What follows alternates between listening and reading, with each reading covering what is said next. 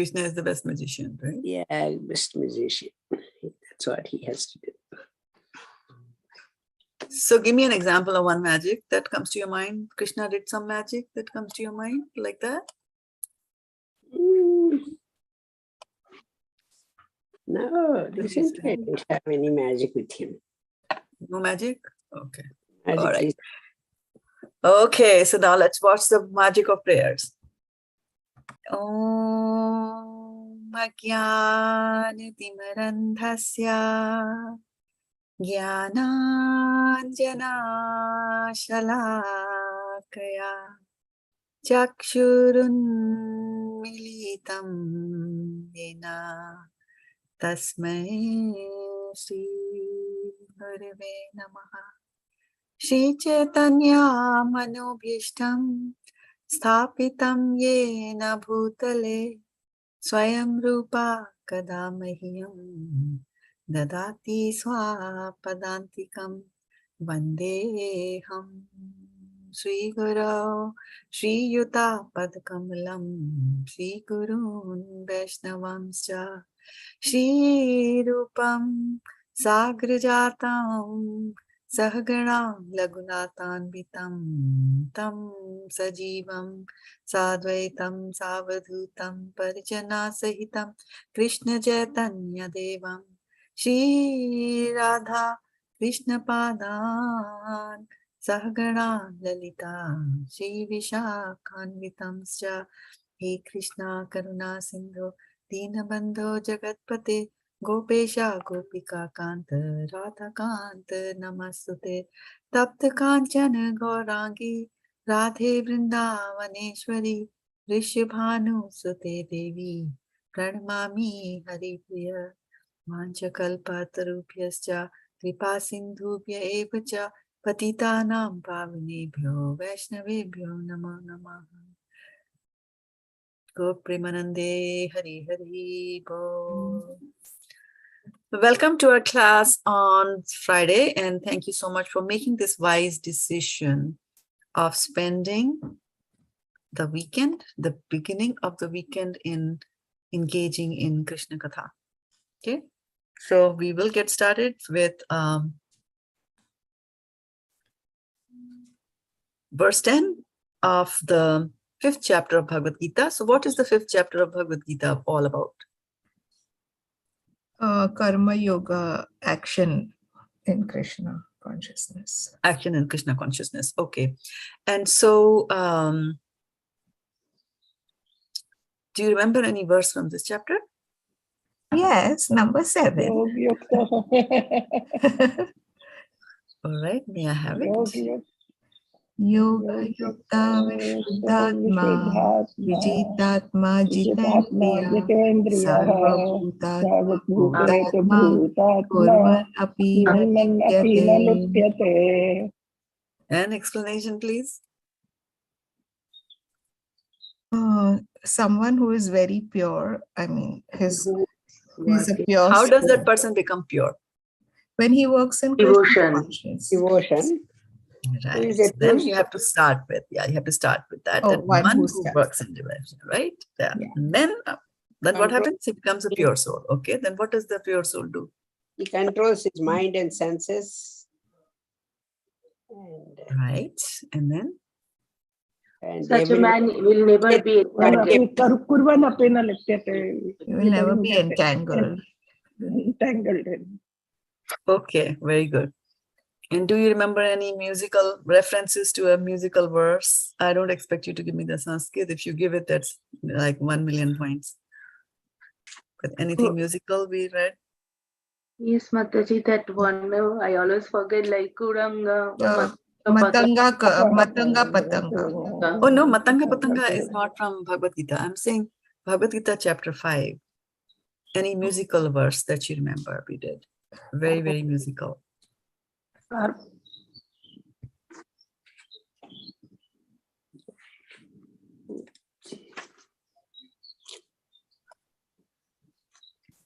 musical verse.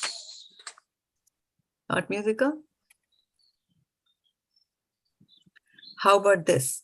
Naiva kinchit karomiti yukto manyeta tatvavit pashyan shrinvan sprishan jekran ashnan gachan swapan swasan pralapan visrijan grinnam unnisham Last week's. hanti The last time. Last time.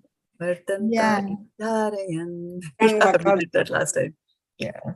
Right? Yeah. So now you know the power of repetition, that because we repeated that word so many times, the first one, yoga yukto vishuddhatma, it It's stays there. stuck in the head. The repetition is important. And studies show that, when you hear something within the first, Garima is waiting. I forgot to switch off the waiting room. Okay. So, so studies show that, within the first week, when you hear something, like if you're sitting in a class and you're hearing something, then within the first week of that class, 17% of the thing is gone. Okay, I'm not gonna eat it. So, I'm glad he's saying he's not going to eat us. So, yeah, so I was saying that, so it goes away. So it's very important to repeat. And that is why we not only with respect to whatever you hear in a class, you're trying to learn something, teacher is telling you anything, even mundane, but even more so with the scriptures, right? And so it's very important. And that's why people read the same thing over and over again. And that's why we ask us to do the same thing over and over again. So it gets, stronger, it has a stronger hold on our memory and on our consciousness, like that, right? So, so let's go back and look at the first few verses of the chapter 5 of Bhagavad-gita, just so that we know where are we headed with this chapter, right? So Arjun, as usual, was confused, not as usual, but, as previous, was again confused in this particular verse and in this particular chapter. And so he's saying that, Krishna, first of all, you asked me to renounce work.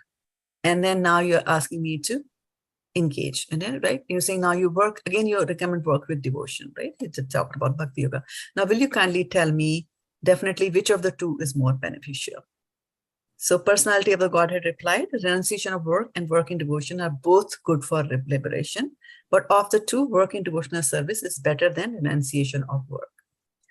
One who neither hates nor desires the fruits of his activities is known to be always renounced. So that is the renunciation. Such a person, free from all dualities, easily overcomes material bondage and is completely liberated, O mighty armed Arjuna. Text number 4. Only the ignorant speak of devotional service, karma yoga, as being different from the analytical study of the material world, Sankhya Yoga.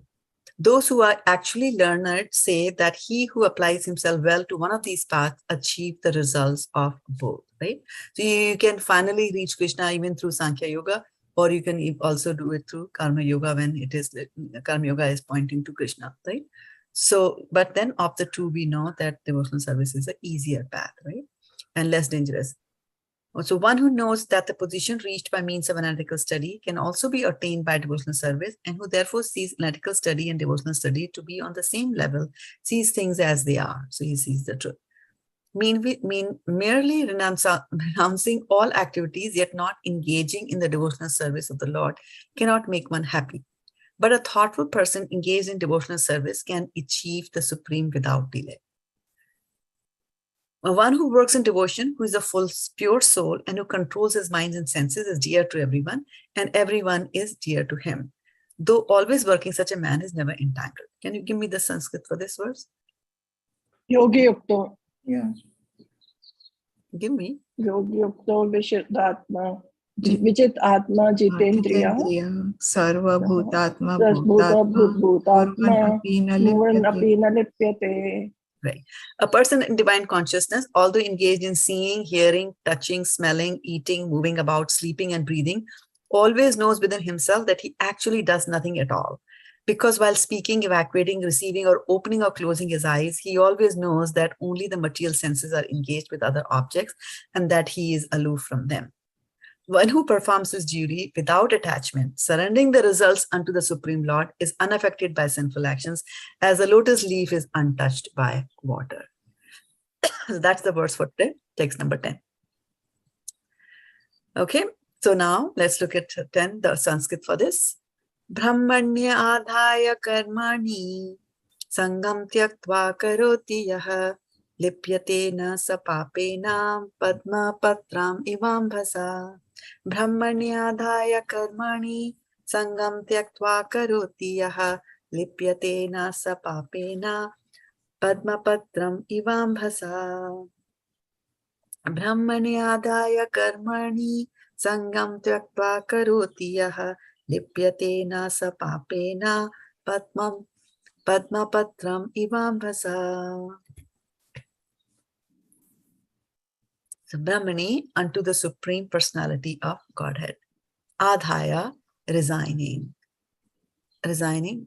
Karmāṇi, all the works. Saṅgaṁ, attachment. Tyaktvā, giving up.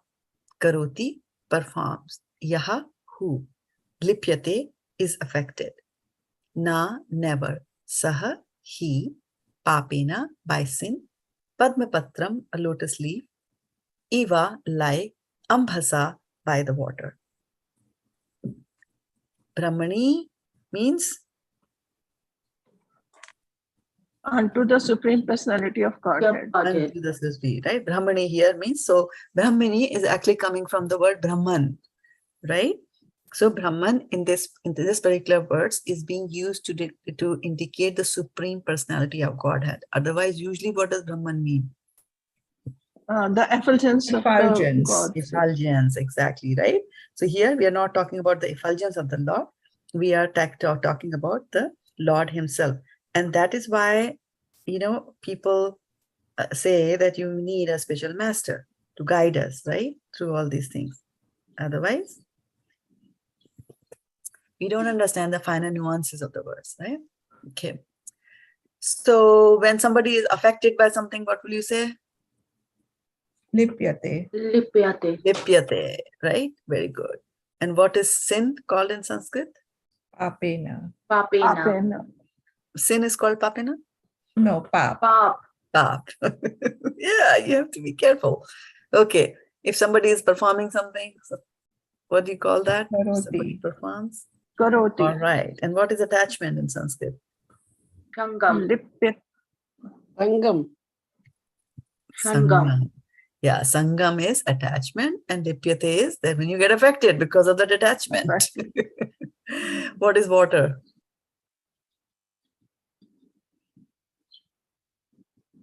Ādhāya. It's by the water, Āvāsa. Ādhāya. Yeah. ivāmbhasā. So ambu is also in Hindi, ambu is a synonym for water. So ambhasa, by the water. So ambha. Okay.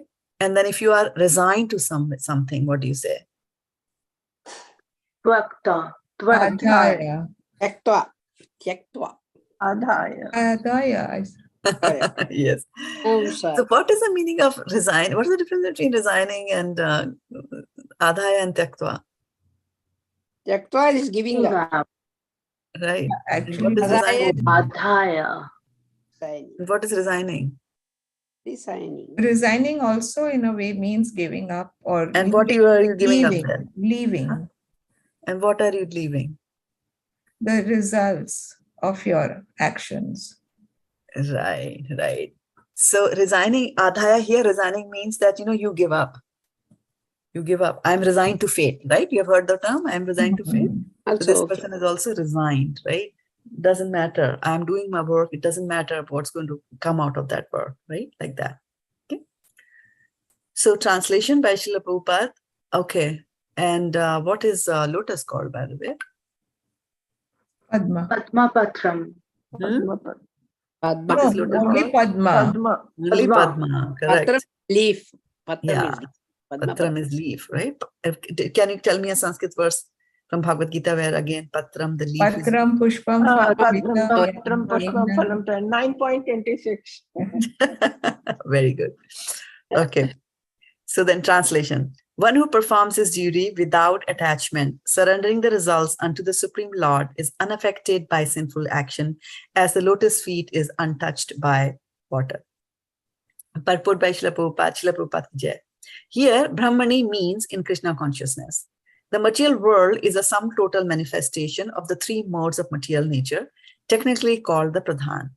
The Vedic hymn Sarvam hi etad brahma, Mandukya Upanishad number 2, Tasmat etad brahma nama rupam annam cha jayate, Mundak Upanishad 1.1.9, and in the Bhagavad-gita 14.3, Mama Yonir Mahad Brahma, indicate that everything in the material world is a manifestation of Brahman.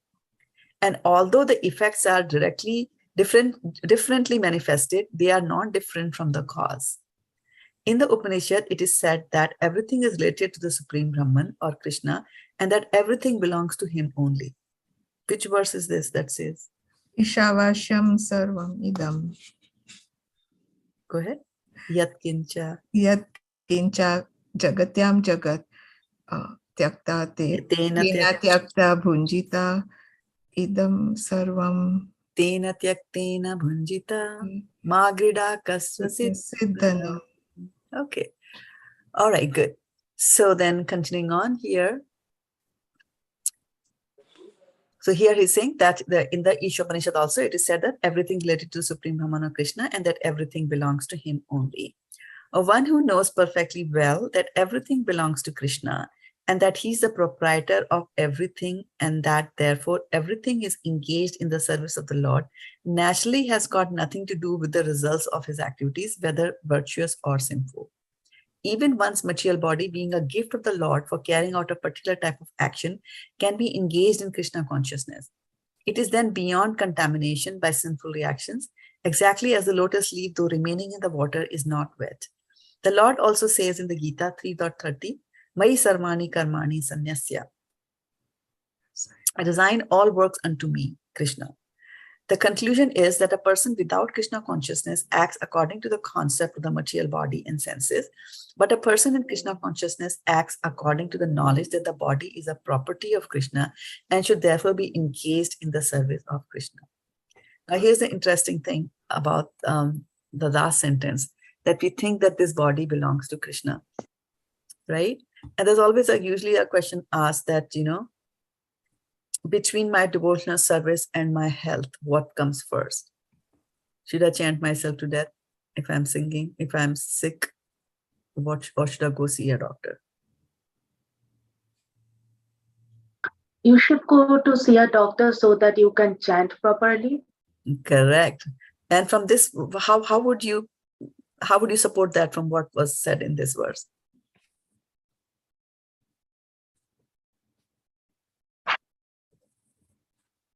Mataji, that is also work we are doing, usually taking care of the body because we want to engage in his service.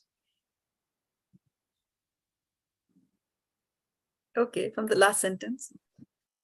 Body is the property of Krishna. Property of Body is the property of Krishna's Krishna. property. Right? Yeah, right. So that is important. And like we think is my body, and then I will use it, and I will do this, all that. The basic thing that Prabhupada is breaking that mindset that we have is like, hey, buddy, nothing belongs to you. We have to engage for his service. Yeah. because Right? It is his body, it has to be used for him. So first thing is to remember that he's the owner, he's the proprietor. And that's what Isha Upanishad said, right? Just now we said, Ishavasyam idam sarvam yatkincha yatina taktena bhunjita. Right? Set aside. Well, of course, body has been set aside for us as our quota, right? But our body, the quota is not to get enjoyments out of this body. The quota is that use this one to serve Krishna, right? And you will get happiness consequently. As a consequence, you will get it, but just don't try to run after that, right? So that is something of prime importance to keep in mind in this particular verse that he's saying that, right? And so here, brahmaṇy ādhāya karmāṇi, right? So we read in some of the verses that they were from the Mandukya Upanishad that they were quoting, Prabhupada was quoting in the purport. So there,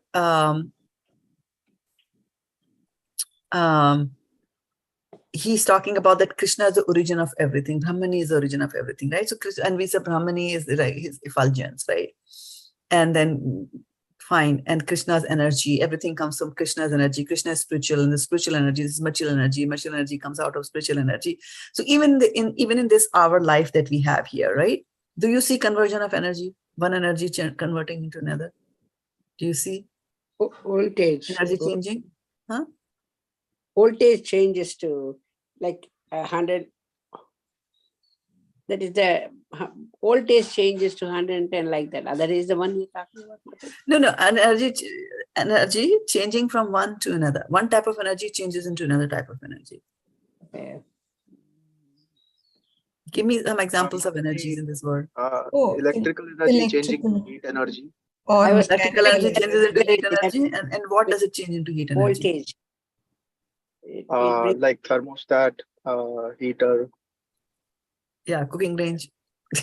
Yes, cooking. and India to here also currently. Right? So yeah, so you see the energy changes. We see it around us also. So it should not surprise us that spiritual energy can get converted into material energy. Because Krishna is all spiritual, right? His energy has to get converted into material to manifest this whole world. So that conversion of energy goes on all over the place, right? So one of the interesting things in this particular verse that he's saying is that, let me share the screen again with you. And that is that one who performs his duty without attachment, right? Surrendering the results unto Supreme Lord is unaffected by sinful action, as the lotus leaf is untouched by water, right? So it's such a nice example that they gave, that of a lotus leaf being untouched by water, right? It's very, very important. And so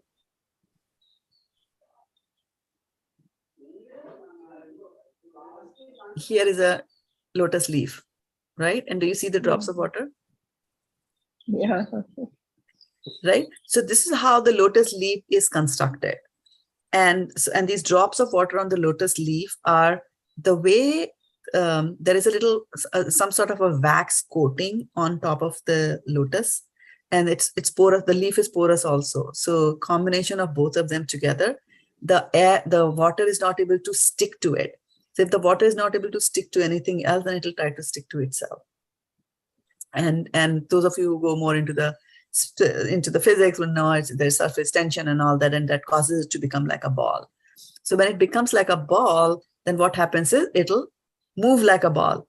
And what's going to happen when you put a ball on a surface which is not even, the ball will roll out of it, right? You see that all balls are here, and the wind comes and it'll shake the leaf a little bit and all the balls will roll off. Actually, if you look at this, there's also another example, not in this context of the verse that we're looking at, but they also give the context that Kamala Jala Tala Jivana Tala Mala, right? So they are saying that, just as these drops of water on a lotus leaf, they are there, they form, and they immediately one little shake of the air and they're off the leaf. They're completely finished off. Like, so similarly, our life is also like that, at any time it can just get finished. But these small balls join together too also. Yes. And then what happens? Becomes a bigger ball. They roll off the flower. They will also roll off, yeah, because the way the structure is like that, right? So they are rolling off. So similarly, we should be like this. We should also be like this, that in this material world, we should be like that, that when the material comes to us, right? So if I am the soul is being represented as the lotus leaf, right? And everything else that is material, has to do with the material world, is represented by the drops of water. So they should not be touching you, right? And so the interesting, so it goes into a little bit of a deeper meaning over here. And actually in the Bible, one of the Bibles also, one of the chapters of the Bible, Jesus Christ says that, very interesting thing. He says that you be in this world, but not of the world. Of this world. Of this world. Yeah. Of this world. And it's got such a deep meaning. And he says that, also he says that you have got nothing to do with this world. Right? Which we also say, right? You have got nothing to do with this world. And he says that, but you have the power to overcome whatever this world has to offer you. Soul is all powerful. That's what we say, right? So in other religions also, they talk about you be in the world, but do not be of this world. Because, this world is material. That's what he's trying to say. And in this verse also, this world is a material place. And if you try to become attached to it, then you will become of this world, right? Mm-hmm. For example, if a person goes to an ambassador comes to, he goes to a different country. And so when he goes to a different country, he is in that country, but he doesn't belong to that country, right? So similarly, we are like that. This is a foreign country for us. It doesn't belong. We're not citizens of this material world. We're citizens of the spiritual world. That's where we should be, right? So, and Prabhupada gives a very nice example. He says that, if you are in a boat and you are in the water, you are in the water. Like if I take the material energy to be water, then you are in the, and if your body is like representing the soul, and there's water which is the material energy, then you have got the boat and you're in the boat. Then if the boat is in the water, it's okay. But if the water is in the boat, then you'll drown. there you go. Then you'll be drowned, right? So that distinction we have to make, and that distinction we have to keep always in our mind like that, right? So let's look at certain things on, how when we are doing our work and we think that we are in the right path, right? You're doing absolutely the right thing. We can still be mistaken, right? So I'll pick up something from the Krishna book, which is, what is Krishna book? Chapter From which 10 scripture has of the the Krishna book been created? chapter 10 of Bhagavatam 10, Canto 10. 10th Or canto. Srimad 10, right? Bhagavatam. Yeah, Bhagavatam, Canto 10. Okay, so let me bring it up first. Here, do I have? I think this is the one. Yeah, not this one. 23. Okay. So here, delivering the wives of the brahmanas who performed sacrifices. The morning passed, so Krishna's pastime, right? And the cowherd boys were very hungry because they had not eaten breakfast. Why do you think they had not eaten breakfast? We're running actually. They Krishna did is not get going to anything. leave. Krishna is going to leave them. They Krishna is, never, that's why they ran. yeah, they were busy playing. Yeah, kids do, right? Mhm. They immediately approached Krishna and Balram and said, "Dear Krishna and Balram, you are both all powerful. You can kill many, many demons. But today we are very much afflicted with hunger and this is disturbing us. Please arrange for something that will mitigate our hunger." Requested in this way by their friends, Lord Krishna and Balram arranged to show compassion to certain wives of Brahmanas who were performing sacrifices. These wives were great devotees of the Lord, and Krishna took this opportunity to bless them. He said, "My dear friends, go to the house of the Brahmanas nearby. They are now engaged in performing the Vedic sacrifice known as Angirasa, for the desired elevation to the heavenly planets. All of you, please go to them." Then Lord Krishna warned his friends, "These Brahmanas are not Vaishnavas. They cannot even chant our names, Krishna and Balram. They are very busy in chanting the Vedic hymns, although the purpose of Vedic knowledge is to find me." Can you give me a verse in support of this? Although the purpose of Vedic knowledge is to find me.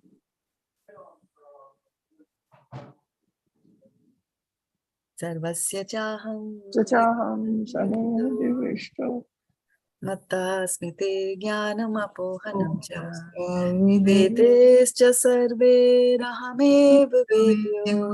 Vedanta Krit Veda Vid Eva Chaham. Right? So purpose of the Vedic knowledge is to find me. Which is that line? Sarvasya chaham hiri sannivishto. Line 1.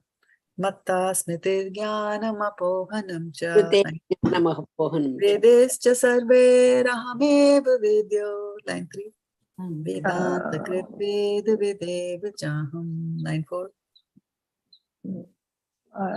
Sarvasya chaham hidi sannivishto matta smritir jnanam apohanam cha vedescha sarve rahamev vedyo vedanta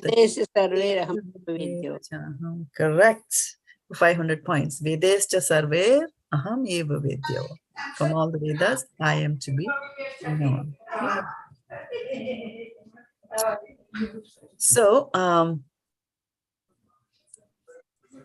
but because they are not attracted by the names of Krishna and Balram, you had better not ask them for anything in my name. Better ask for some charity in the name of Balram. Charity is generally given to high-class Brahmanas, but Krishna and Balram did not appear in a Brahmin family. Balram was known as the son of Vasudeva, a Kshatriya, and Krishna was known in Vrindavan as the son of Nand Maharaj, who was a Vaishya. Neither belonged to the Brahmana community. Therefore, Krishna considered that Brahmanas engaged in performing sacrifice might not be induced to give charity to a Kshatriya and Vaishya. But at least if you utter the name of Balram, they might prefer to give in charity to a Kshatriya rather than to me, because I am only a Vaishya. Being thus ordered by the Supreme Personality of Godhead, all the boys went to the Brahmanas and began to ask for some charity. They approached them with folded hands and fell down on the ground to offer respect. O earthly gods, kindly hear us, who are ordered by Lord Krishna and Balram. We hope you know them both very well, and we wish you all good fortune. Krishna and Balram are tending cows nearby, and we have accompanied them. We have come to ask for some food from you. You are all Brahmanas and knowers of the religious principles, and if you think that you should give us charity, then give us some food, and we shall all eat along with Krishna and Balram. You are the most respectable Brahmanas within the human society, and you are expected to know all the principles of religious procedure. Although the boys were village boys and were not expected to be learned in all the Vedic principles of religious ritual, they hinted that because of their association with Krishna and Balram, they knew all those principles. By addressing the Brahmanas and knowers of all religious principles, the boys expect the point of view that when the Supreme Personality of Godhead, Krishna and Balram, were asking for food, the Brahmanas should immediately deliver some without hesitation. Because as stated in the Bhagavad-gita, one should perform yajna sacrifice only for the satisfaction of Vishnu. The boys continued, Lord Vishnu as Krishna and Balram is standing waiting, and you should immediately deliver whatever food you have in your stock. They also explained to the Brahmanas when food is to be accepted and when it is not to be accepted. Generally, the Vaishnavas or pure devotees of the Lord do not take part in ordinary sacrificial performances, but they know very well the ceremonials called Diksha, Pashu Samstha, and Sautramani. One is permitted to take food from the procedure of Diksha and before the animal sacrificial ceremony and the Sautramani or ceremony in which liquors are also offered. The boy said, we can take your food at the present state of your ceremony. For now, it will not be prohibited. So you can deliver us the food. Although the companions of Lord Krishna and Balram were simple cowherd boys, they were in a position to dictate even to the high-class Brahmanas engaged in Vedic rituals of sacrifice. But the Smarta Brahmanas, who were simply sacrificial-minded, could not understand the dictation of the transcendental devotees of the Lord. They could not even appreciate the begging of the Supreme Lord Krishna and Balram. Although they heard all the arguments on behalf of Krishna and Balram, they did not care for them and they refused to speak to the boys. Despite being highly elevated to the knowledge of Vedic sacrificial rites, all such non-devotee Brahmanas, although they think of themselves as very highly elevated, are ignorant, foolish persons. All their activities are childish because they do not know the purpose of the Vedas, as it is explained in the Bhagavad-gita. To understand Krishna, Vedesya sarver aham eva vedyo. In spite of their advancement in Vedic knowledge and rituals, they do not understand Krishna. Therefore, their knowledge of the Vedas is useless. Lord Chaitanya therefore gave his valuable opinion that although a person may not be born in a Brahmin family, if he knows Krishna or the science of Krishna consciousness, he is more than a Brahmana. And he is quite fit to become a spiritual master. There are various details to be observed in the performance of sacrifices. They are known as Desha, Desh, this place, Kal, time, Pritak Dravya, the different detailed paraphernalia, Mantra, the hymns, Tantra, scriptural evidences, Agni, fire, Ritvik, learned performers of sacrifices, Devata, the demigod, Yajman, the performer of the sacrifice, on behalf of whom the one who's going to perform the sacrifice, and then Kratu, the sacrifice itself, and Dharma, the procedures. All these are for satisfying Krishna. It is confirmed the Bhagavad-gita that he is the actual enjoyer of all sacrifices, and actually this will come in towards the end of this particular chapter. Bhoktaram yagya tapasam, right? Sarva bhuta maheshwaram, suhrit sarva bhutanam, yatva mam shantim richati.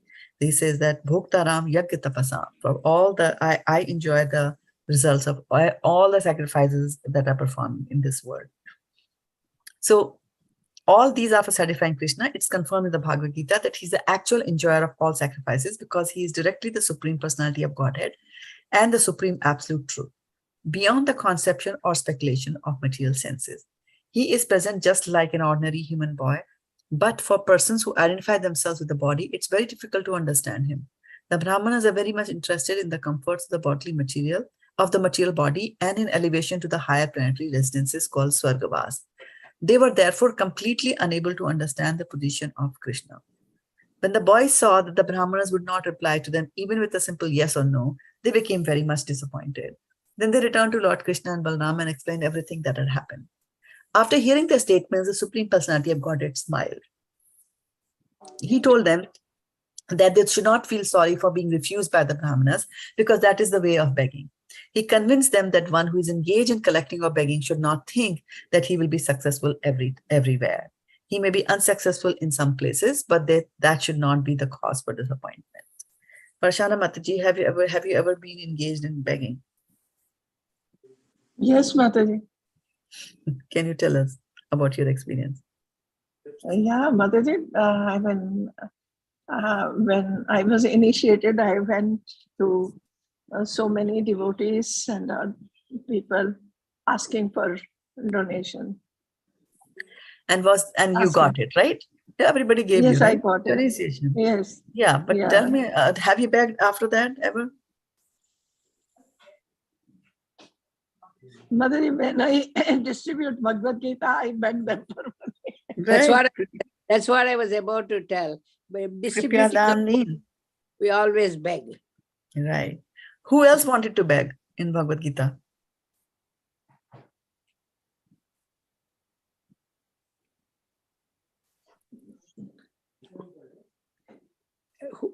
Who else? What did you say, Mataji? Who else wanted to beg in the Bhagavad Gita? In the Bhagavad Gita. Sudha. Is it Sudama? No. No, Arjuna. If you have an answer, say it boldly.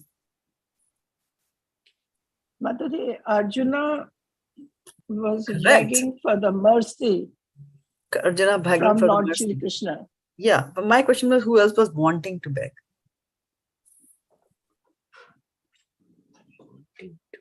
That's what? Sudha. Sudama?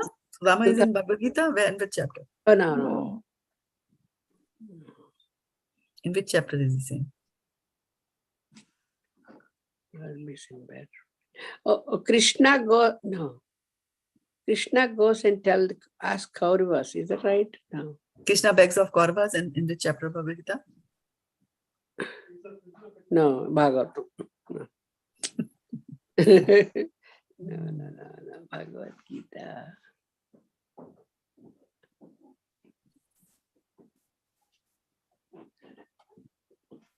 No. Bhaksham api haloke. Who's attending the Sunday classes? I'm not attending. Rudira pradigdan.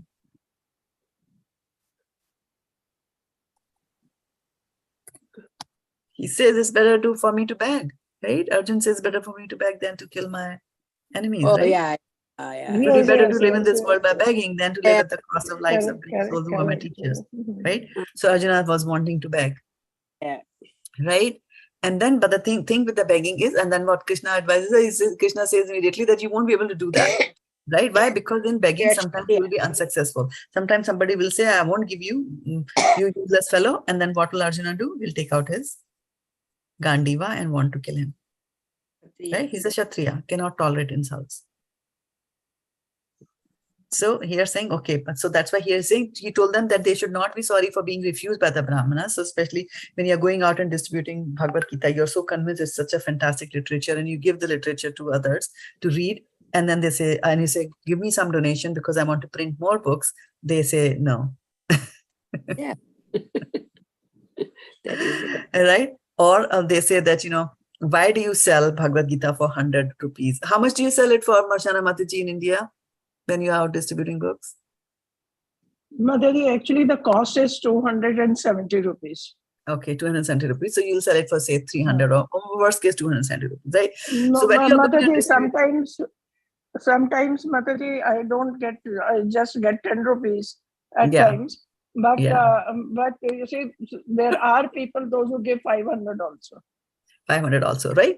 One So, said, yes. somebody don't give, somebody gives more. That's all. Right. Yeah. So, so what happens is that, so what I'm saying is that when you're out doing book distribution and you say, how much is it? Right? And so you tell them 300 or No, 250, Mataji, right? I generally don't tell them. I tell them that this scripture is so, so much of value that I can't put any value to it. It is your donation. Whatever you wish to give, that will be nice. But yes, Right. But if they ask you, but please tell me. But if they ask you that, please tell me, like, I want to cover your cost.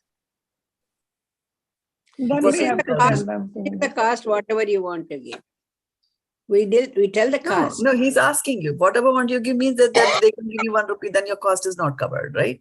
You have to tell him the cost, right? Whatever exact cost, we'll tell them if they insist. So what then will we you say tell? whatever you want to give. I'm asking Varshana Mataji. Yes. What will you tell? Sorry, Mataji, you say that. I'm saying because I want some India context there. So Yeah, something like Mataji, that. then we have to tell them that the cost actually is written 270, 80 rupees. 270, that's printed there, right? It's printed at the back of the Yeah. book. In India, the Bhagavad-gita carries the price of the book at the back, right? No, So- Mataji, it is not there. No? It is They not don't? written. No. It should no. be. Okay. All right. So then you tell, right? So they were turning the Yeah. book around in the hand. They had no clue. And so they asked you and you said, okay. And then the answer comes like, what? 300 rupees? The Bhagavad-gita is sold for 50 rupees there.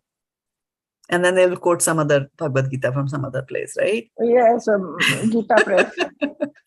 Gita Press or wherever, right? So then what makes this different? Why is the Bhagavad-gita different? Because it is the purports are taken. Purports are written by there, Srila right? Prabhupada. Yes, exactly. It is because there are the purports are over there. So, but sometimes even for the fact that it is such a valuable thing, you will not get, when you're begging, you will not get what you have, right? And that is why when you go out for book distribution and teaching in his book distribution, Sankirtan-oriented seminars, which Vindhyavali Mataji attended just a few minutes ago, he will say that, when you go out, I don't know whether he said that today or not because I was at work, but he does say that when you go out for book distribution, there's a little switch at the back of your head, you switch it off, right? You switch it off because that unless that switch is not switched off, you'll always be thinking, am I going to get some money? Am I going to get some donation? Am I going to be covered? Will I be able to distribute a book or not? Will people take the Bhagavad-gita from me or not, right? Switch it off. Why? Because otherwise we are focusing on the results. And today's verse is telling us exactly that. Do not focus on the results. And a very famous verse from Bhagavad-gita that we read earlier in the previous chapters is Karmanevadhikaraste ma phaleshu kadachina. Right? So you have a right to perform your duty, but you should not be focusing on the results. Okay? So now let's go back to our brahmanas and their wives who are there. So Krishna is appeasing his friends and calming them down and saying that, well, you went there to beg, right? He may be unsuccessful in some places, but that should not be the cause for disappointment. Lord Krishna then asked all the boys to go again, but this time to the wives of those brahmanas engaged in sacrifices. He also informed them that these wives were great devotees. They're always absorbed in thinking of us. Go there and ask for some food in my name and the name of Balram. And I'm sure they will deliver you as much food as you desire. Carrying out Krishna's orders, the boy immediately went to the wives of the Brahmanas. They found the wives sitting inside the Brahmana's house. They were very beautifully decorated with ornaments. After offering them all respectful obeisances, the boy said, "Dear mothers, please accept our humble obeisances and hear our statement." So before we go and hear our statements, I want you to reflect on the fact that the boys went there, asked the Brahmanas, they were hungry, and then Krishna said, go there. And they were refused, so they come back. And then they come, Krishna says, go to the wives, and the boys go again. What do you think about this behavior?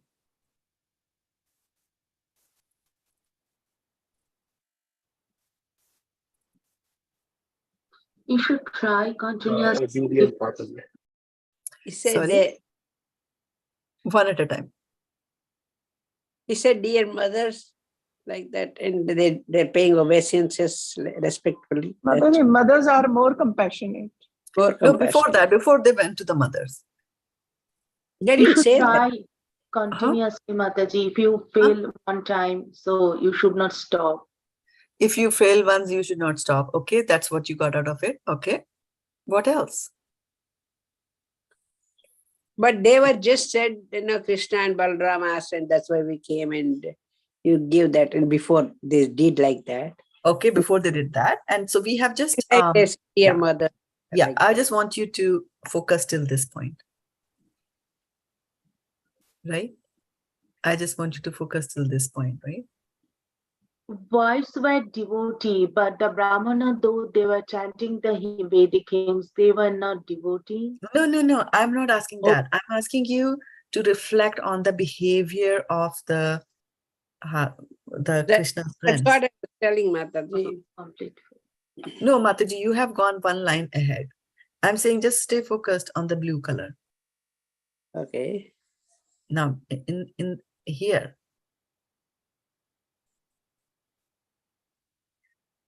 Begging He should not think that he is a successful everywhere. That Sutapa Mataji yes. told and took 500 points already. So that's not going to work. Tell me and look at it again. It should not cause a disappointment. I'm talking about their behavior. That's They were what already disappointed. See, they were already disappointed, right? That's why they went there. And I explained everything that they were very much disappointed here, right? It is saying that you should not be disappointed, but I'm asking about the behavior. The behavior is they were disappointed. If you look at it a little few sentences out, right? Mataji, Ankur Prabhu has written that they are Has obedient. raised his hand. Okay, now Ankur Prabhu is chatting. Okay, let me see. What is he chatting? Complete faith in Krishna's direction and obedient. That's the answer I was looking for. See, Krishna told them, go get it from there. They went there. The Brahmana said, dur, go. Right? And they get disappointed. They come back again. And then Krishna says, go back again. And they immediately went back, carrying out his orders. That is the key. And that is what is to Krishna's orders. Surrender to Krishna. You see? Surrender to Krishna. So they went immediately and they found the wife sitting inside the Brahmana's house. They were very beautifully decorated with ornaments. After offering them all respectful obeisances, the boy said, dear mothers, please accept our humble obeisances and hear our statement. May we inform you that Lord Krishna and Balram are nearby. They have come here with the cows, and you may know also that we have come here under their instructions. All of us are very hungry, therefore we have come to you for some food. Please give us something to eat for Krishna, Balram and ourselves. Immediately upon hearing this, the wives of the Brahmanas became anxious for Krishna and Balram. These reactions were spontaneous. They did not have to be convinced of the importance of Krishna and Balram. Immediately upon hearing their names, they became very eager to see them. Being advanced by thinking of Krishna constantly, they were performing the greatest form of mystic meditation. All the wives then became very busily engaged in filling up the different pots with the nice food, right? So they were advanced by thinking of Krishna constantly. Yoga yukta vishuddha atma, right? They are in yoga because the mystic yoga, they're thinking, meditating on him, right? So all the wives then became very busily engaged in filling up different pots with nice food.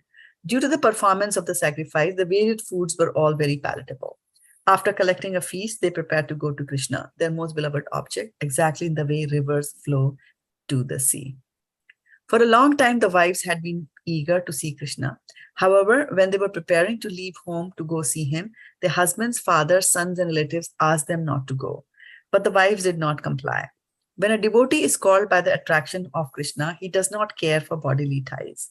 When the women entered the forest of Vrindavan on the bank of the Yamuna, which was verdant with vegetation and newly grown vines and flowers, within that forest, they saw Krishna and Balram engaged in tending the cows along with their very affectionate boyfriends. The Brahmana's wife saw Krishna with the blackest complexion, wearing a garment that glittered like gold. He wore a nice garland of forest flowers and a peacock feather on his head. He was also painted with the minerals found in Vrindavan, and he looked exactly like a dancing actor on a theatrical stage. They saw him resting one hand on the shoulder of his friend, and in his other hand he was holding a lotus flower. His ears were decorated with lilies. He wore marks of tilak, and he was smiling charmingly. With their very eyes, the wives of the Brahmanas saw the Supreme Personality of Godhead. of whom they had heard so much, who was so dear to them and in whom their minds were always absorbed. Now they saw him eye to eye and face to face, and Krishna entered within their hearts through their eyes. Now, within themselves, they began to embrace Krishna to their heart's content, and the distress of separation was mitigated immediately.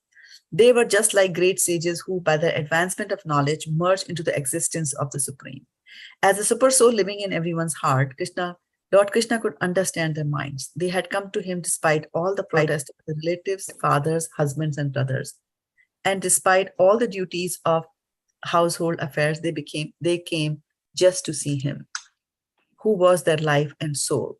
They were exactly following Krishna's instruction in the Bhagavad-gita. One should surrender to him, giving up all kinds of occupational and religious duties. What is that verse in Sanskrit that says one should surrender? Yes, Mamekam Sharanam Raja.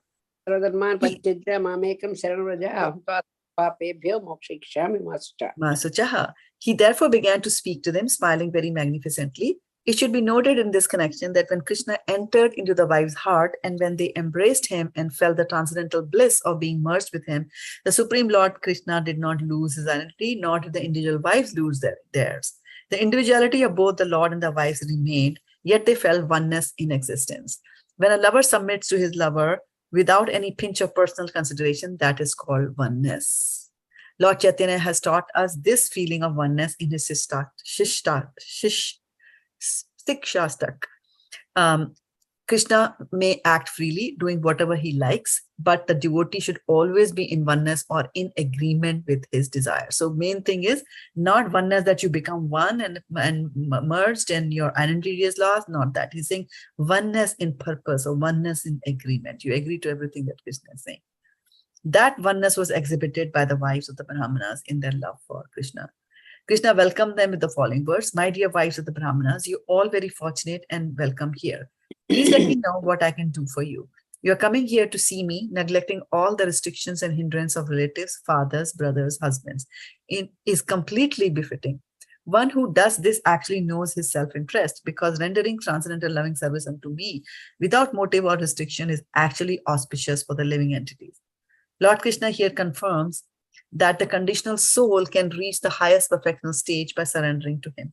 One must give up all other responsibilities. This complete surrender unto the Supreme Personality of Godhead is the most auspicious path for the conditioned soul, because the Supreme Lord is the supreme objective of love. Everyone is loving his self according to the advancement of his knowledge. Ultimately, when a person comes to understand that his self is the spirit soul and that the spirit soul is nothing but a part and parcel of the Supreme Lord, Mame Vancho Jivaloke, right? He recognizes the Supreme Lord as the ultimate goal of love and then surrenders unto him. Bahunam janmanam ante jnanvan mam prapadyate vasudeva sarvam iti samahatma sudurlabha.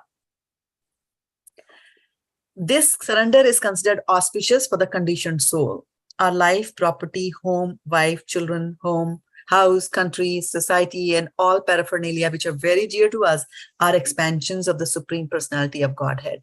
He is the central object of love because he gives us all bliss, expanding himself in so many ways according to our different situations, namely bodily, mental, or spiritual. My dear wives of the Brahmanas, Krishna said, you can now return to your homes. Engage yourself in sacrificial activities and in the service of your husbands and household affairs, so that in the service of your husbands and household affairs, so that your husbands will be pleased with you and the sacrifice which they have begun will be properly executed. After all, your servants are householders, and without your help, how can they execute their prescribed duties? The wife of the Brahmanas replied, Dear Lord, such sort of instruction does not befit you. Your eternal promise is that you will always protect your devotees. What is the Sanskrit for he'll always protect his devotees? Kanteya pratijanehi name bhaktya pranashyati. You will always protect your devotees, and now you must fulfill this promise. Anyone who comes and surrenders unto you never goes back to the conditioned life of material existence. We expect that you will now fulfill your promise. We have surrendered unto your lotus feet, which are covered by tulasi leaves. So we have no desire to give up the shelter of your lotus feet and return to the company of our so-called relatives, friends, and society. And what shall we do if we return home? Our husbands, brothers, fathers, sons, mothers, and friends will no longer accept us at home because we have already left them all. Therefore, we have no shelter to return to. Please, therefore, do not ask us to return home, but arrange for us to stay under your lotus feet so that we can eternally live under your protection. The Supreme Personality of Godhead replied, my dear wives of the Brahmanas, rest assured that your husbands will not neglect you on your return, nor will your brothers, sons, or fathers refuse to accept you, because you are my pure devotees. Not only your relatives, but also people in general, as well as the demigods, will be satisfied by you. Krishna is situated as a super soul in everyone's heart. So someone who becomes a pure devotee of the Lord Krishna immediately becomes pleasing to everyone. Sarva bhutatma bhutatma. The pure devotee of the Lord Krishna is never inimical to anyone, nor can any sane person be an enemy of a pure devotee. Ajata shastru, right? Sadhu bhushanam. Transcendental love for me does not depend upon bodily connection. Krishna said further, but anyone whose mind is always absorbed in me will surely very soon come to me for my eternal association. After being instructed by the Supreme Personality of Godhead, all the wives returned home to their respective husbands. Pleased to see their wives back home, the Brahmanas sat together with them and executed the performance of sacrifices as enjoined in the Shastras. According to the Vedic principle, religious rituals must be executed by the husband and wife together. When the Brahmana's wives returned, the sacrifice was duly and nicely executed. One of the Brahmana's wife, however, who had been forcefully checked from going to see Krishna, began to remember him as she heard of his bodily features.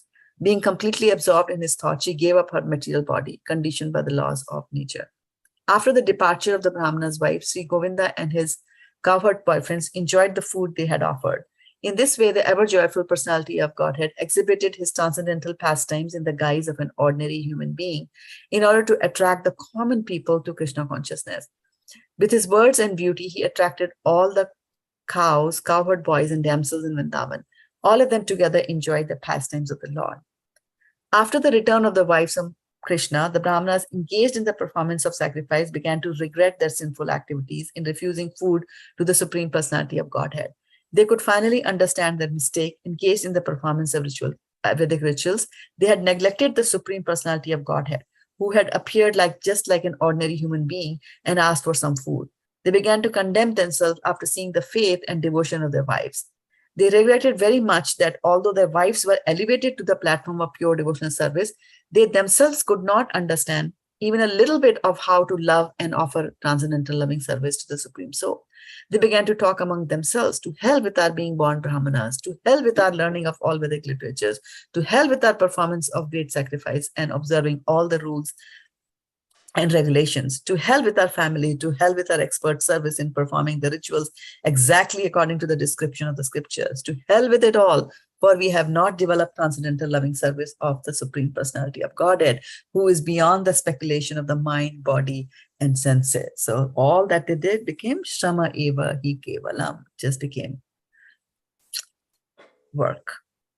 The learned Brahmanas, expert in Vedic ritualistic performance, were properly regretful because if one does not develop Krishna consciousness, all discharge of religious duties is simply a waste of time and energy. They continued to talk among themselves. The external energy of Krishna is so strong that it can create illusion to overcome even the great mystic yogi. Although we expert Brahmanas are considered to be teachers of all other sections of human society, we also have been illusioned by the external energy. Just see how fortunate these women are. They have so devotedly dedicated their lives to the Supreme Personality of Godhead, Krishna, and that they easily did what is ordinarily so difficult. They gave up their family connections, which are just like a very dark well, for the continuation of material miseries.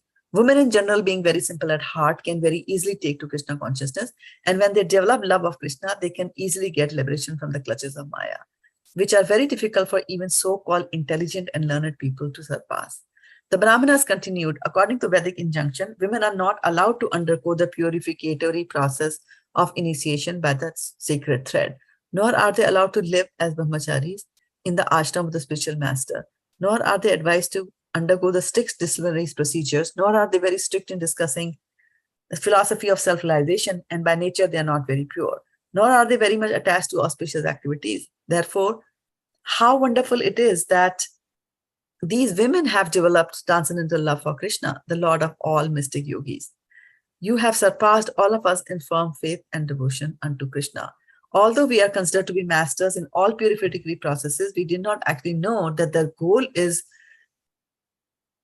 of Krishna and Balram as the cowherd. The goal is because we are too much attached to the materialistic way of life. Their goal is because we are too much attached to the materialistic way of life. Even though we were reminded of Krishna and Balram by the cowherd boys, we disregarded them. We now think that the Supreme Personality of Godhead simply played a trick of mercy on us by sending his friends to beg food from us. Otherwise, he has no need to send them. He could have satisfied their hunger by then and they're just willing to do so. If someone denies the self-sufficiency of Krishna on hearing that he was tending the cows for his livelihood, or if someone doubts his not being in need of food, thinking that he was actually hungry, then such a person should understand that the goddess of fortune is always engaged in his service. In this way, the goddess can break her faulty habit of restlessness. In Vedic literatures like the Brahma Samhita, it is stated that Krishna is served in his abode with great respect by not only one goddess of fortune, but many thousands. In which scripture does it say this?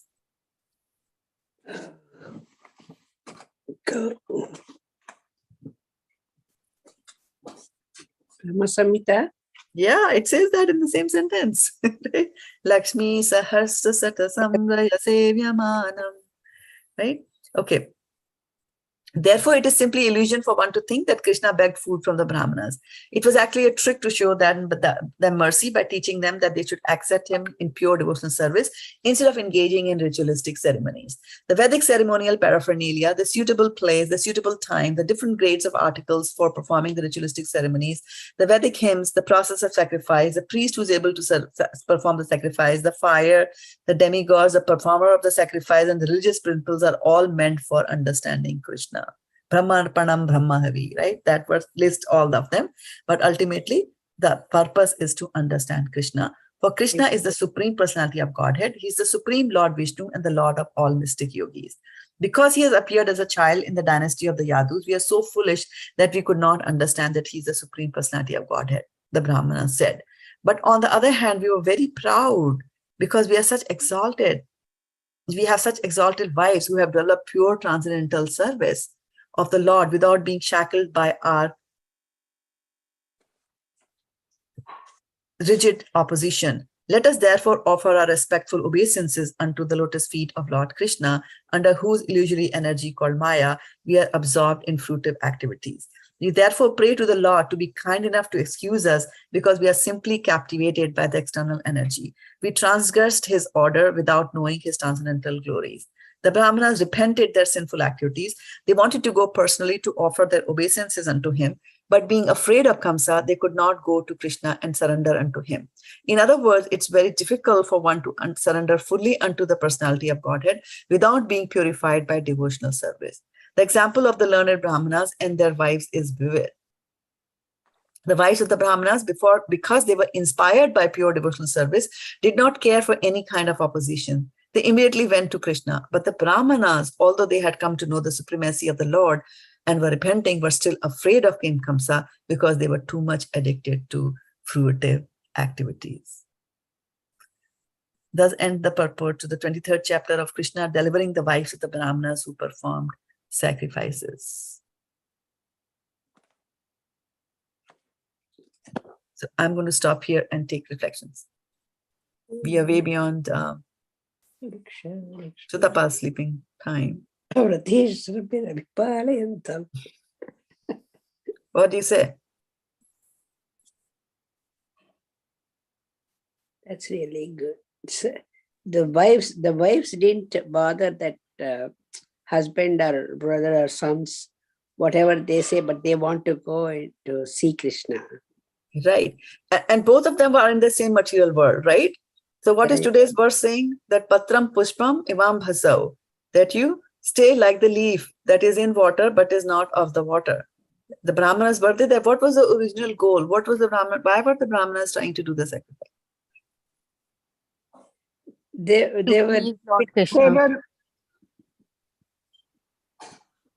were what? Why were they doing the sacrifice? To please Lord Krishna. The Brahmanas? Oh. No, Mataji. Mataji, they were Okay. looking for some fruitive, some Is it- fruits out of it. What was the fruit? Whereas, What was the fruit they were looking for? Do you remember from the narration?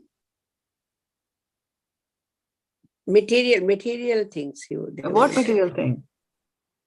Family and other things, I think. Family? Yeah. They're doing sacrifice, just they're doing them, but without knowing that Supreme Personality of Godhead. They're just doing by sacrifice, that's all.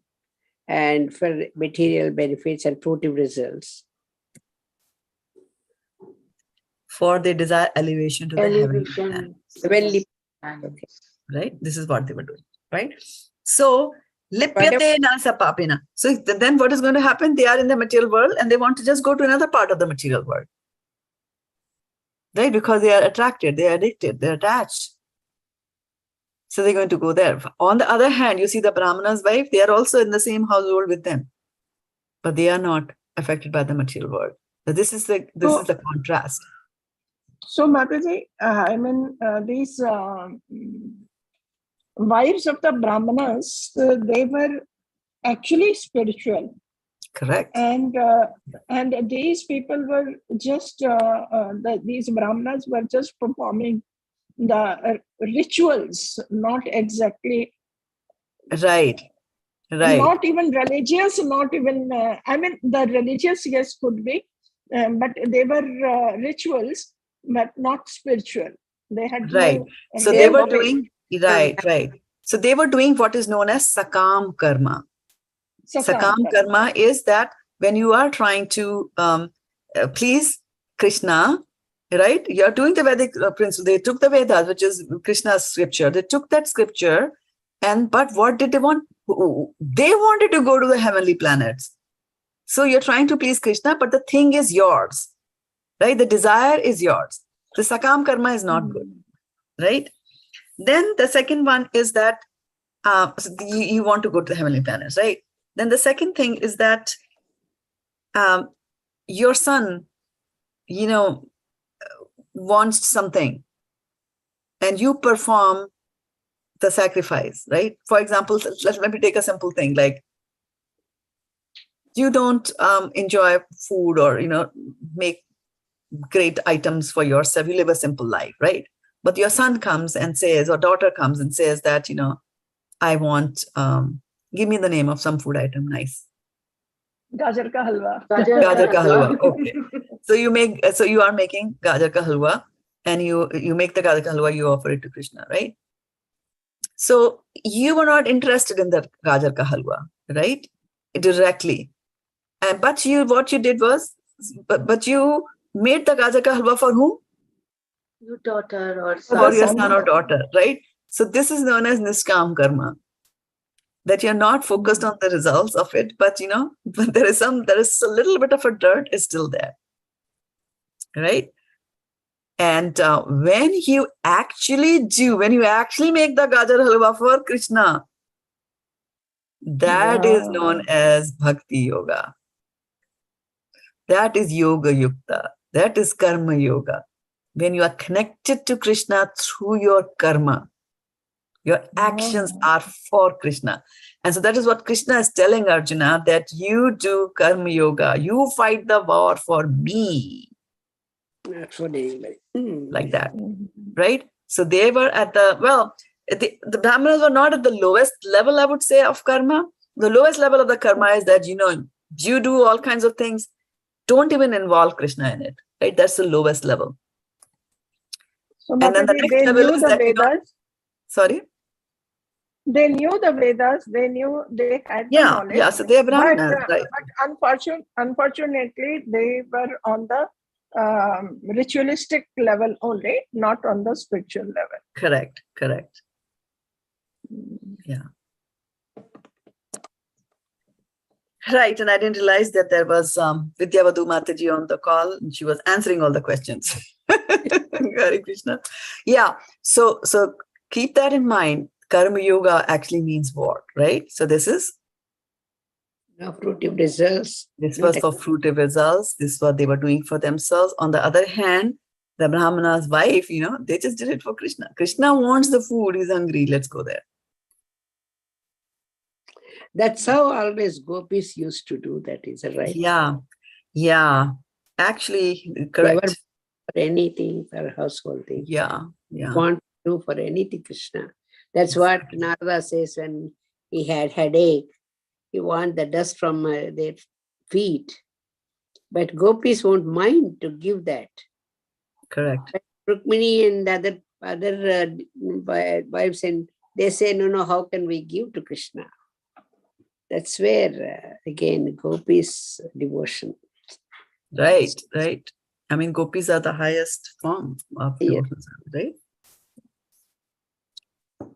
Mataji, one day I request you to explain religiosity, ritualistics, and spirituality.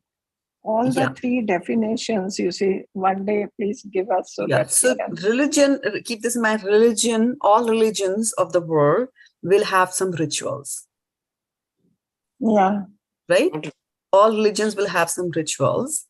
And so when you are talking of religion, we are talking about a certain set of ideas.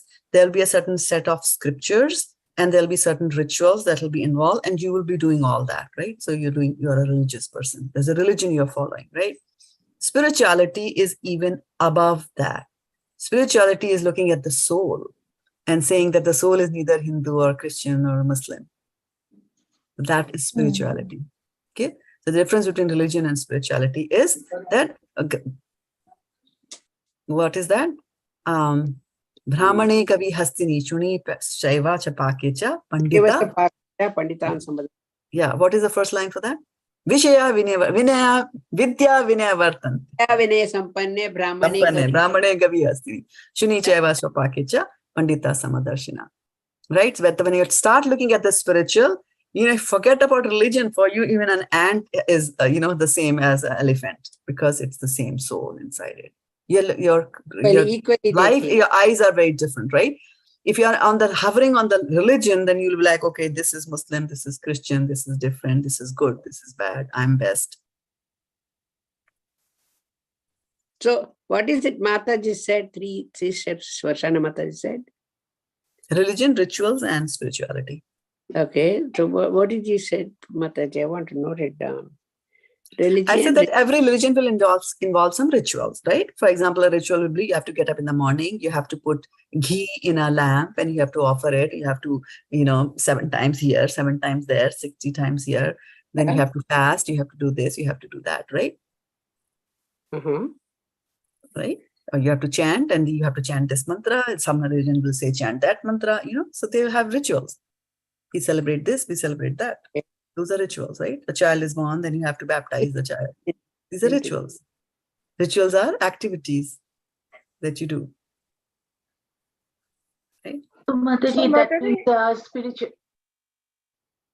Yeah, please go ahead, Sutapa Mataji. Spirituality, we should always keep in mind that we should follow the path of spirituality, not the activities or not the rituals. Exactly. And that is why Bhagavad-gita is so famous as a book. And that is why Bhagavad-gita is read by people from all walks of life. Because Bhagavad-gita is not talking about any rituals. Where is it talking about rituals? Where did Bhagavad-gita tell you how to do Achman? It didn't tell you that, right? So, Mataji, there is no need to perform the rituals when it comes to spirituality. Right. When it comes to spirituality, there's no need to perform rituals. However, rituals are good. They keep you online. For example, you should not say, or not you, one should not say that I'm spiritual, I'm not going to take a bath. This is body, but you need to clean it. Yes, Mataji, right? That's why the 4 principles. When it comes to spiritual, Mataji, what did you say? You will not say that I will stop taking a bath or a shower. Because this is the body, what's the need of cleaning it, right? But rituals do help you. Yeah, rituals do help you stay contained, right? Okay. So, whereas a person, the attitude will be different, right? when you're just religious and the religious scripture said, get up in the morning and take a shower. So you get up in the morning and take a shower. Why? It's a ritual I'm doing, right? When you get spiritual and start to get the spiritual understanding, and then you understand all the philosophy, then you know that I am Krishna's part and parcel, and I'm here in this material world. And we saw today, right, that this material body is a gift of God. It belongs to Krishna. And I'm going to take care of it because it belongs to Krishna. So I'll keep it clean because it belongs to Krishna. So you see, there's a world of a difference in the attitude and the approach. But So we have to basically, in spirituality, we should change our attitude when the rituals come in front of us. So you see, put them into all those rituals, put them into spirituality, thinking that I'm doing it for the happiness of Krishna, to please Krishna. I'm doing it because it is this body is a gift to me from him, and I have to take care of it. Correct. Mataji, without taking shower, we don't do any what is that, spiritual activities, no? Yeah. See, that is the first thing, whether it is body cleaning or other things also. Without cleaning deity room, we don't do any prayers. And without taking our bath, we don't cook or we don't do any prasad, anything for God. Right. And what is the reason? Krishna is the focus there, right? Is the focus. Krishna is the focus. I'm doing it because I don't want to give dirty food to Krishna. My hand should not be dirty. Like that. Talking about rituals, I remember, back in where I'm from, there was a medical college where they would hire anybody and everybody to assist in the operation, right? Operating based on certain criteria, which was not right. Anyway, so when the surgeon is operating, he doesn't speak, right? And so he just puts his hand like that, and the assistant is supposed to know now which instrument he wants next, right? He won't speak. And then he's cut, and then you can see that blood is gushing out. So you have to take the cotton, right, gauze and give it to him. So now they were told that, the assistants were told that when you are giving the cotton ball to the doctor, hold it in a tongue. Hold it in a tongue and then give it to him, because the body is open, you can't afford infections there, right? So this new person, what he did was, there was a box of balls, a bowl of balls, the cotton balls were there. And when the surgeon did like this, with his left hand, he took the ball, and with his right hand, he caught it with the tongue and he gave it to him. The ritual is that you have to use a tongue to give it to him, not understanding what is the reason behind that ritual, right? He messed it up already, used his hand. The idea was to keep your hand away from the because the tongue is sterilized. Your hands cannot be sterilized to the level a tongue can be sterilized, right? Like that. So similarly, thank you, Mataji, for a beautiful class. But sometimes the situation is such, like you say, you are admitted in the hospital, or you are in a situation where you cannot do the rituals, these kind of rituals also. But mentally you are praying to the Lord that I cannot do this, and kindly accept my, bhoga and my Gayatri or whatever I'm doing. So is that okay if we do that? Yes, it is okay if we do that. However, there should be, there is a little catch over there. We have to be very careful, because from the hospital, when we come back home, then the mind is going to tell you that, today you got up a little bit late, so let us just do it without. You see, this is how the mind goes. The God will adjust to us, this thing. Yeah. So we have to be careful about doing that. I mean, that circumstance was that what else could you do, right? That's it. A person is there on the bed, in the hospital, or taking care of somebody in the hospital. Where do you do, right? Achaman. Things like that, right? Like you do mental achaman. So after part, when you come home, it's like, okay, I will do mental achaman. I will do everything mental. When I'm offering prasadam to Krishna, I will offer it mentally. Bhoga to Krishna, I'll offer it mentally. And then Prabhupada says, well, if you did everything mentally, then eat it also mentally. That part we don't do, right? That part we want physical. I always tell my son, we'll have fruits. Once what happened, lots of fruits are there. And he was in a rush and he said, he was walking away. I said, you didn't offer the fruit. You already did the prayer, but you didn't offer the fruit. He said, everything is Krishna's only. I said, okay, you are going to work and you are making money. Everything is yours only. You don't need to eat anything in the house. So the whole thing is everything is yours only. You are making money. That's fine. You don't need anything. Why are you asking for some sabji or something, somebody you want to eat? Nice one. Eat raw rice also. You eat. Everything is yours. Then he says, Mom, you do like this. He was rushing to the office. I said, no, you have to offer when you're doing puja. Give him some water and then some fruit. So he rushed. I told him like that, he said, everything is Krishna's only. I said, no, everything is yours only, but you are bringing money, just eat from the container, raw rice, raw dal, everything. That's all. The whole thing is yours. So he always says, you give me some explanation, something like that. I bet that he was thinking about and pondering on that statement when he was in the car. He won't admit it, but they do. Yeah, he admits. Later on, he feels that. And then he tells somebody, my mom used to tell like this to me. But when I say, why do you argue with me?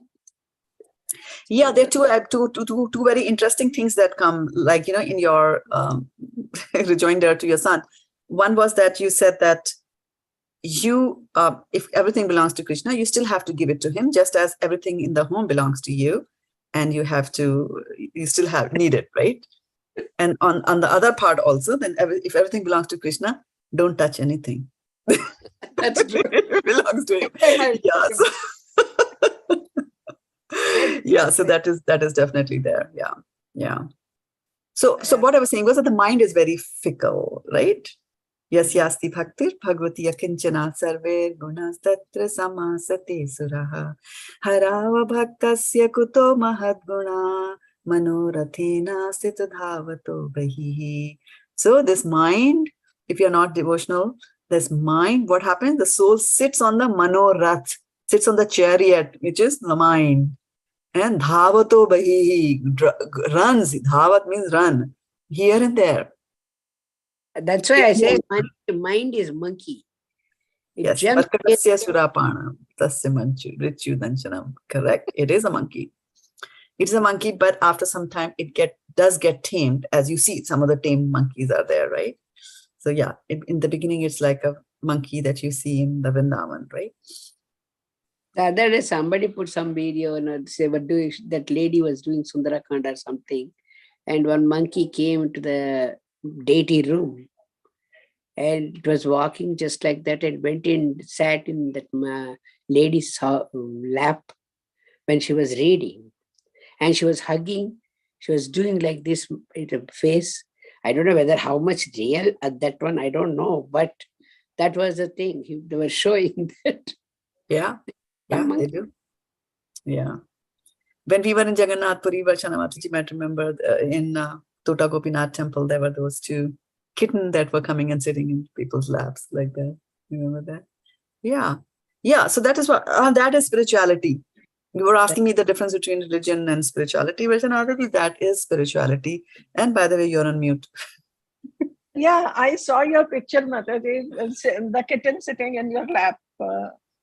Yeah, they come. So you have to look at them as, it's a soul in that different body. Mataji? Yes, go ahead, Ankur. Mataji, I was in a crowded area, but I couldn't ask you a question that time. Go ahead. But I just want to share, I got my answer, Mataji, but I wanted to share like how I came to that answer of the chair, like they had complete faith in Krishna's direction. So when the Gopas, okay. Yeah, so when you were asking about why that behavior and everything, like before that, where I was wondering on this question very badly, like why did Krishna send his friends first to their husbands and not to their wives, knowing that they are not devotees, but the wives are devotees? And then I was like, why didn't his friends question him about this? Like, it's very obvious, like they won't give him. And then it struck me like I am really bad, because they had complete faith in him. They did not question him. And then later on I realized that Krishna is so cool. Like, he targeted so many goals in one shot. Like, he gave respect to his devotees' husbands. He also gave them a chance to have a change of heart. And then finally, he followed like that culture that always approach the husband first before you approach their wife.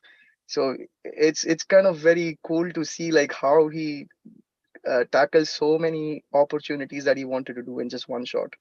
In one, yes, exactly. And this is one of the pastimes of Krishna mentioned in the Srimad Bhagavatam, right? And so that this was one aspect. You also said, why did Krishna do that? Okay, Krishna, whatever, right? Did for the Brahmins' wives.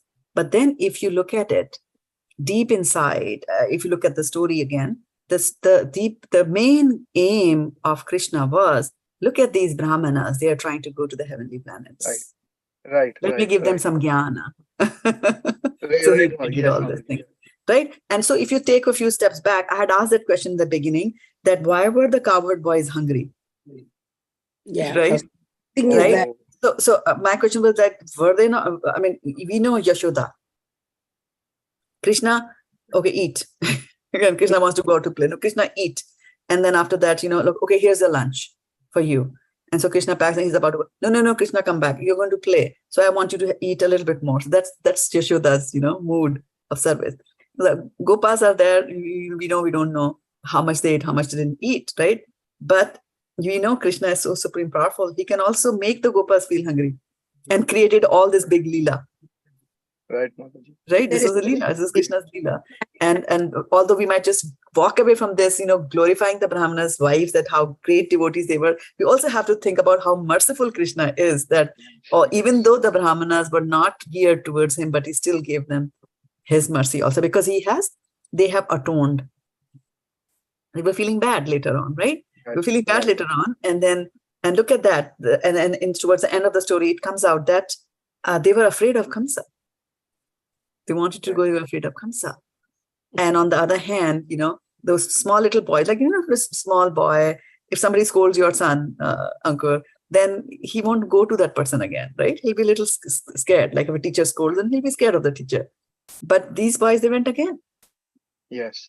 Okay, go again to the same house and ask the same. That is surrender. Yes, Mataji. And they did not even question him. Like, that's the basic. Yeah. Thank you, Mataji. This was awesome. Yeah. Right. So kvachit nivartate abhrat, kvachit charati tat punah prayashchitam athopartam manye kunjara shochubat. So we also have to think that this prayashchitam that these Brahmins were doing, whether it was really fruitful. And then the book doesn't say what happened to them later on, right? In the chapter there.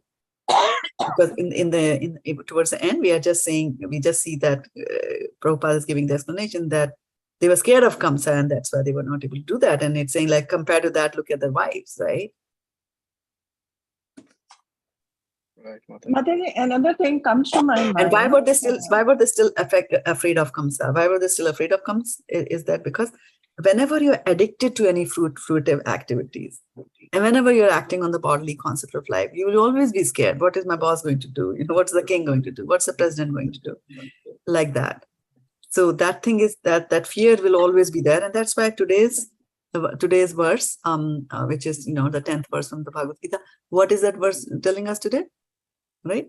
Saṅgaṁ tyaktvā karoti yaha. Right? And we said, what was saṅgaṁ? Saṅgaṁ was attachment. So give up that attachment. And we are not saying you don't do your thing. We are not saying you don't do your duty. Sometimes people ask, like, what does Bhagavad-gita tell us? Well, Bhagavad-gita tells us that you should do your duty. Correct, 100 by 100. But tell me, what is your duty? Well, duty, I'm a husband. I'm supposed to take care of my wife and my kids. And, I'm a mother. I'm supposed to cook. Or I'm a wife. I'm supposed to cook for my husband.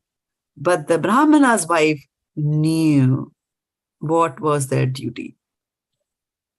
Their duty, first and foremost, was for Krishna. And that's why they took all that bhoga and then gave it to Krishna. Right? Hare Krishna, Madhavi. Madhavi, I also realized in this story that Krishna wanted us to know that rituals and the Vedas, the things which are not to be taken, should not be taken, and the priority is devotional service, the love for Krishna. So he differentiated it in a very well description. He gave a beautiful description of this by showing us the Brahmanas' rituals and wives' love for Krishna. So he differentiated it beautifully. Absolutely. Absolutely. Yes, correct. And then the interesting thing about in the third chapter, in the third canto of Srimad Bhagavatam, when Devahuti is talking to her son Kapil Dev, who is incarnation, right, of Krishna. She says that, aho patsva pachato yad gariyan yajivhagre vartate nama tubhyam te pustapaste juhu sashnurarya brahmanuchur nama grihanti yete. So what does that mean? That basically says that, if aho patsva pachato yad gariyan, swa means a dog. Swa means a dog. Pachato, one who eats a dog, dog eaters. That also includes the hot dog eaters, by the way. I'm just kidding. So he's saying, aho, oho. He's like wonderment, Wow. Says, aho, patsva pachato yad grahinians. He's like, oh, wow. How glorious are those that even if they are dog eaters, if on their tongue, jivha agre means jivha, means your tongue. Agre means the front part, the tip of the tongue. So aho patsva pachato yad grihyan yad jivhagre vartate nama tubhyam. On the tip of the toe is your name, nama tubhyam, your name. Tubhyam means aapka. It's a honorable way of saying you, right? Tubhyam, not tu, like we say, right? Twam, like that. So tubhyam. So vartate nama tubhyam, aapka naam, resides on the tip of the tongue, right? Tepas tapastu juhur sashnu arya brahmanuchur nama grihanti yete. Now this is the amazing thing, right? Is that if a person is chanting on the tip of the tongue, and what is he chanting? Hare Krishna, Krishna Krishna, Hare Hare, Hare Rama, Rama Rama, Hare Hare. Right? So if he's chanting the names of the Lord, then this means that tepuhu tapaha, he has practiced all the tapasya, all the austerities that has to be done. He has already done that. Juhu, that he has already done all the fire sacrifices that are done. He has done all that, right? Shashnu means snan. He did the snan. Where did he do the snan? In all the sacred rivers. He has already taken the bath, right? Aryan means the people who live a spiritual life. So he has lived the life of a spiritual. And Brahmanuchur is Brahma Anuchu, means that he has Brahma, the Vedas come from the mouth of Brahma, right? Through Krishna. So Brahmanuchu, what was studied by what was decided by the Brahma, those scriptures, these guys have already studied the Vedas, right? So they have done all of that. If they are chanting the name of the Lord on the tip of the tongue. So what does that tell about you? Have you read the Vedas already in some previous birth? And that's why you're here on a Friday evening? Most probably. Yeah, not probably, guaranteed. That's the reason. Guaranteed. Right. And yeah. And we have to understand that this is Satyuga, Kali Yuga. The life is very short. We don't have time to study all the Vedas. Vedas have got, thousands and thousands and thousands of verses in them. And here we are, our back is breaking, just trying to read 700 verses in Bhagavad-gita. What to talk about Srimad Bhagavatam, which is 18,000 verses, right? Sumi. No, Sumi has raised her hand. Third canto, some sloka. How could you remember all these things, Mataji? Sarvasya chaham hidi sannivishto matta smriti jnanam apohanam cha vedescha sarve rahameva vedyo vedanta krit ved videv chaham mattaha smritir. Smritir is memory. Memory also comes with. Mataji, I'm trying, Mataji. Krishna, right? करते हो तुम कन्हैया, मेरा नाम हो रहा है, करता नहीं मैं कुछ भी, मेरा काम हो रहा है। मैं कर रही हूँ ना, करता हो तुम कन्हैया, काम नहीं हो रहा है। कर्मण्येवाधिकारस्ते मा फलेषु कदाचन.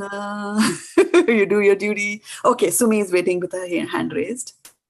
Thank you. Thank you, Mataji.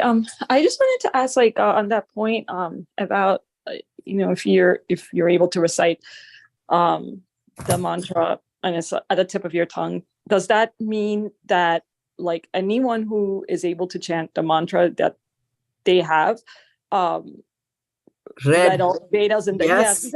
because isn't it possible for someone, like, I thought in this age the mantra is just given like as mercy to like everyone. So even, I mean, does it mean only if you've performed these austerities in a previous lifetime you will be able to do it? So what that verse is specifying is that, if you are chanting, then this means you have done all of it. And so there are two ways in which you can reach a particular level of devotional service, right? So one is that you work towards it, right? So you study the Vedas, you do this, you do that, and then finally you elevate yourself, your spiritual consciousness, and you reach that level. And other one is that you get the mercy of Bhakti Devi, right? But then we also have to think about that, why would Bhakti Devi give mercy to anybody, right?